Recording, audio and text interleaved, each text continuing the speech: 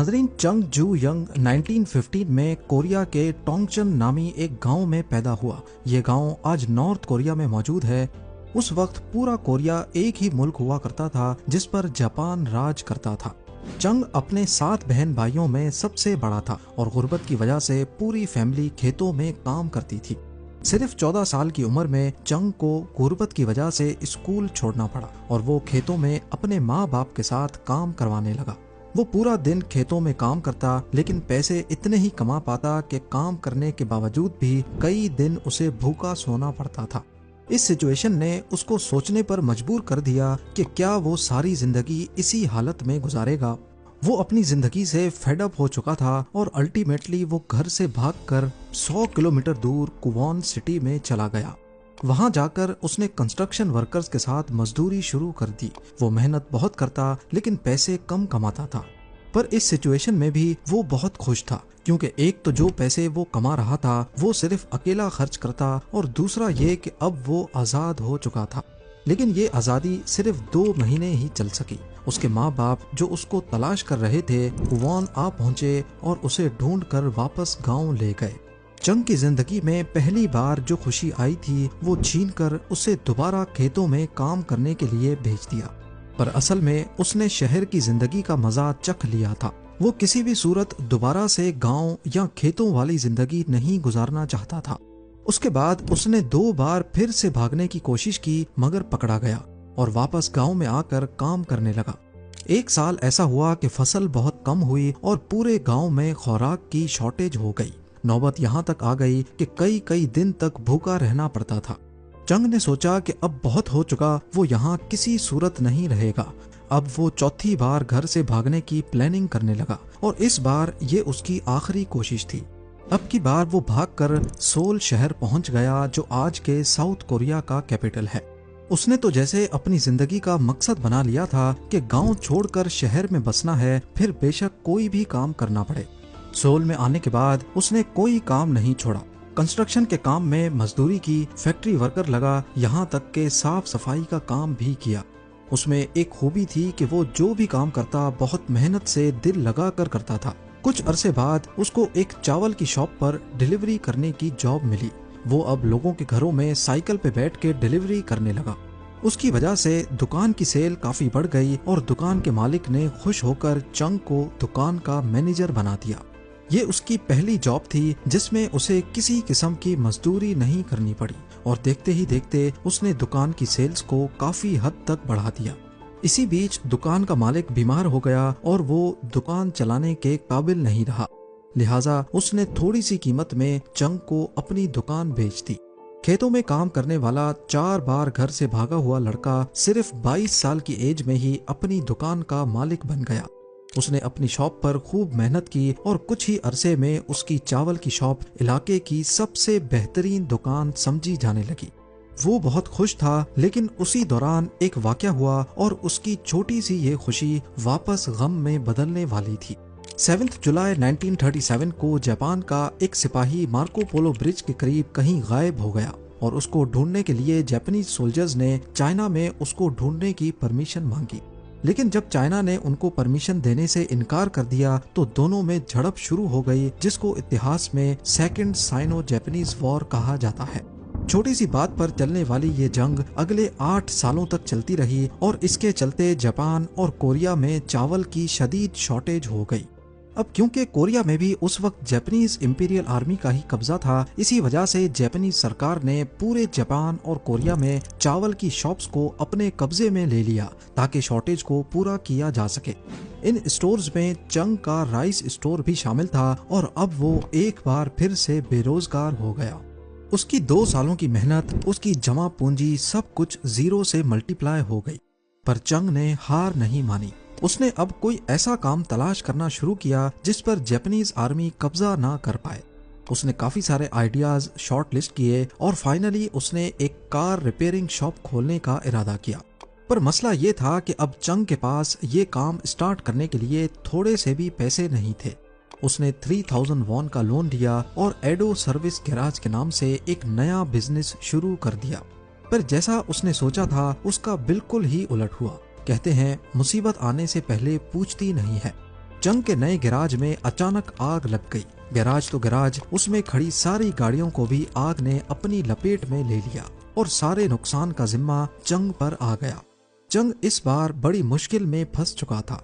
3000 von का loan और customers का नुकसान दोनों उसको भरना था। पर उसने हिम्मत नहीं हारी, एक बार फिर से 3500 वॉन का लोन लिया, दोबारा से गैराज खोला और आहिस्ता आहिस्ता सारा नुकसान कवर करने में कामयाब हो गया। अब उसने अपना फोकस बिजनेस की ग्रोथ की तरफ किया। अगले 2 सालों तक चंग भरपूर तरक्की करता रहा।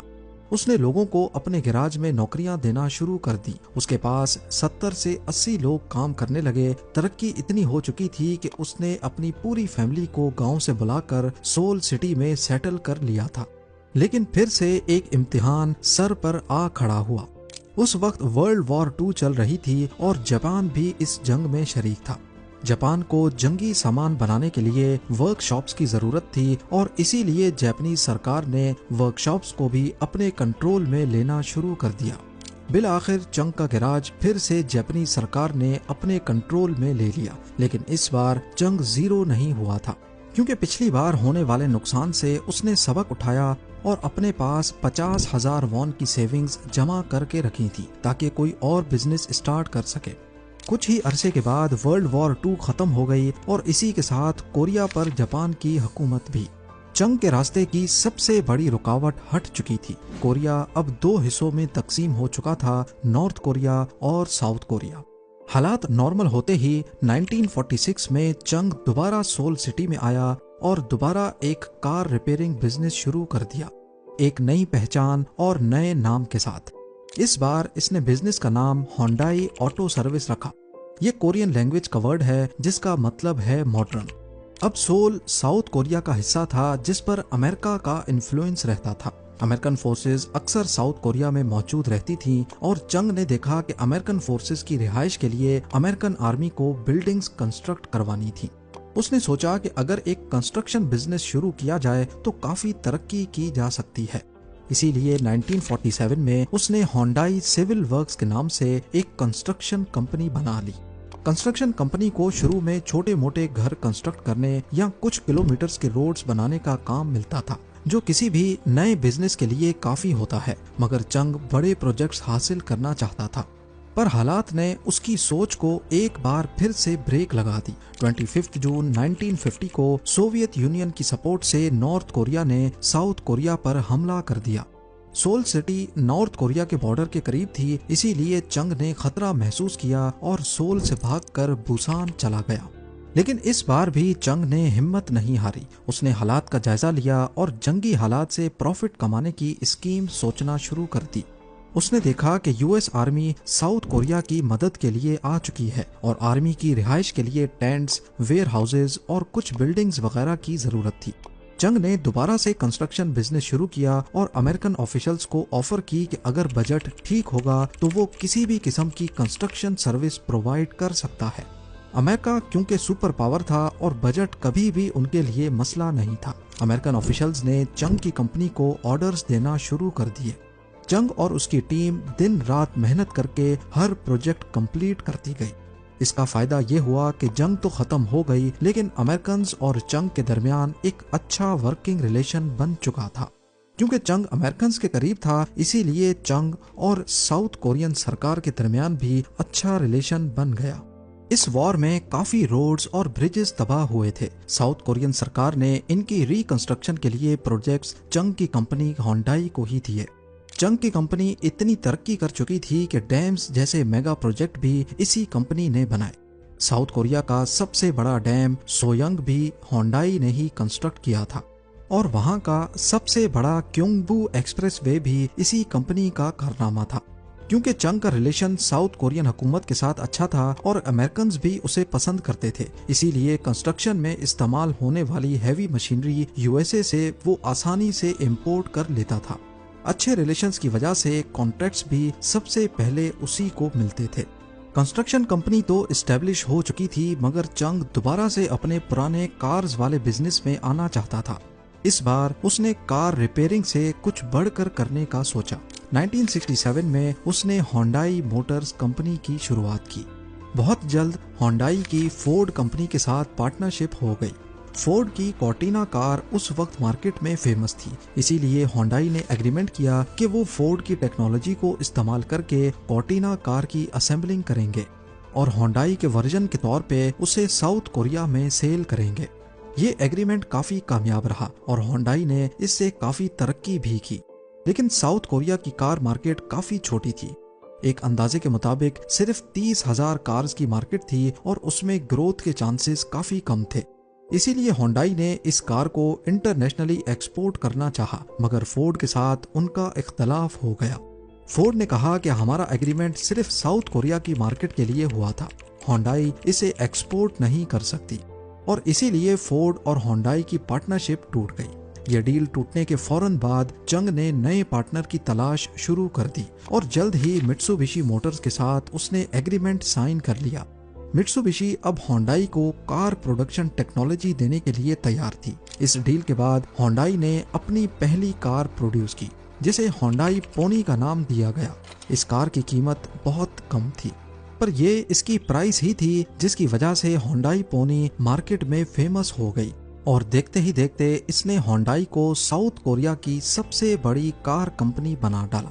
लेकिन जैसा कि हमने पहले बताया कि उस वक्त साउथ कोरिया की कार मार्केट बहुत छोटी थी, इसीलिए वहां पर ज्यादा ग्रोथ का चांस नहीं था। होंडाई ने पोनी को इंटरनेशनली एक्सपोर्ट करना शुरू कर दिया। ये कार कई कंट्रीज में कामयाब रही, जैसा कि कनाडा में इसे खूब पसंद किया गया। लेकिन होंडाई इसे कार की सबसे बड़ी मार्केट यूएसए में लॉन्च करना चाहता था, मगर यूएसए के फेडरल एमिशन स्टैंडर्ड्स पर पूरा ना उतरने की वजह से यूएसए ने इस कार को रिजेक्ट कर दिया।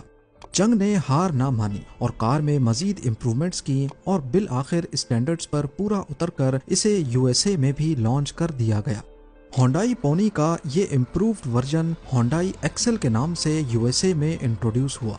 इस कार की कीमत तकरीबन $5,000 थी, जो कि दूसरी कार्स के मुकाबले में तकरीबन आधी प्राइस थी।